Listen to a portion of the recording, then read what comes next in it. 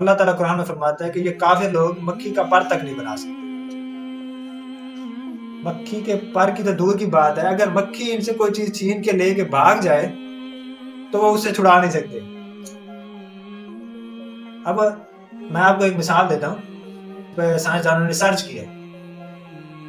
وہ ریسرچ یہ ہے کہ جناب والا یہ چونٹی جو ہے نا، چونٹی کتنی چھوٹی ہوتی ہے، اور اس چھوٹے سے دماغ میں، چونٹی کے چھوٹے سے دماغ میں اللہ تعالیٰ نے ایسا سسٹم فٹ کر دیا ہے جس کو دیکھ کر سائنسدان بھی حیران ہوگا.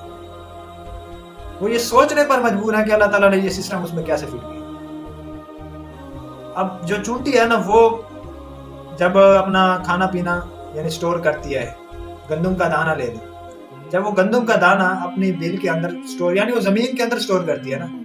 اگر ہم گندم کا دانہ زمین میں رکھتے ہیں تو وہ پھوٹ جاتا ہے اور اس میں سے گندم کا خوشہ نکل آتا ہے. لیکن اللہ تعالیٰ نے چونٹی کے دماغ میں ایسی صلاحیت رکھی ہے کہ جب وہ گندم کا دانہ سٹور کرتی ہے تو اس کو توڑ کر رکھتی ہے، یعنی 2 حصوں میں تقسیم کر دیتی ہے.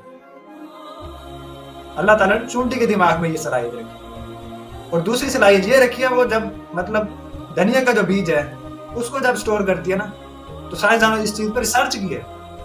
وہ دھنیا کے بیج کو 4 حصوں میں تقسیم کرتی ہے، کیونکہ جو دھنیا کا بیج ہوتا ہے نا، وہ 2 حصے بھی کرنے پر اس میں سے اس کا جو ننا پودا ہوتا ہے نا، وہ پھوٹ پڑتا ہے.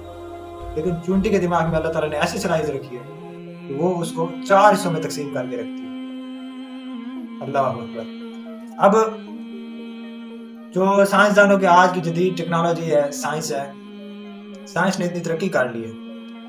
اب ایک جو جہاز ہوتا ہے، یعنی پیسنجر وغیرہ لے کے جاتا ہے، تو وہ جہاز، اس جہاز کو چلانے کے لیے جو سسٹم اس میں سائنسدانوں نے ٹیکنالوجی رکھی ہوئی ہے، وہ اتنی بڑی ہے کہ اس میں اتنے بٹن ہوتے ہیں، اتنا کمپیوٹر سسٹم ہوتا ہے، اور وہ اس جہاز کو اڑا رہے ہوتے ہیں، اور اس کے پیچھے کنٹرول سسٹم ہوتا ہے. ایک جہاز کو اڑانے کے لیے پیچھے کنٹرول سسٹم ہوتا ہے، اس میں GPS ہوتا ہے، نیویگیشن ہوتے ہیں، ٹریکر لگے ہوتے ہیں، فل کمپیوٹرائز سسٹم ہوتا ہے. وہ ایک ایک چیز بتا رہا ہوتا ہے، اگر وہ نہ ہو تو پھر وہ جہاز بھٹک جاتا ہے. لیکن اللہ تعالیٰ نے پرندوں کے دماغ میں ایک ایسی صلاحیت رکھی ہے کہ پرندے میلوں دور تک سفر کرتے، انہیں کسی GPS کی ضرورت نہیں ہوتی، کسی کنیکشن کی ضرورت نہیں ہوتی، کسی رابطے کی ضرورت نہیں ہوتی. اللہ تعالیٰ نے ان کے دماغ میں ایسی چپ، مائکرو چپ جو ہے نا، فٹ کر دی ہے کہ وہ میلوں دور اڑتے رہتے ہیں نا، واپس پھر اسی جگہ پہ آ جاتے ہیں.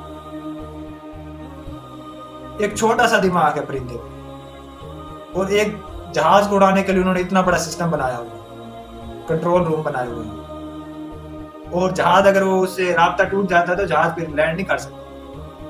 لیکن اللہ تعالیٰ نے پرندوں کے دماغ میں ایسی صلاحیت رکھی ہے کہ وہ ہوا کا رخ بھی دیکھ لیتے ہیں، ایسٹ اینڈ ویسٹ کو بھی سمجھ لیتے ہیں، تو جہاں انہوں نے لینڈ کرنا ہوتا ہے وہ جگہ بھی دیکھ لیتے ہیں. تو یہ کس نے فٹ کیا ہے؟ اللہ تعالیٰ نے کیا نا.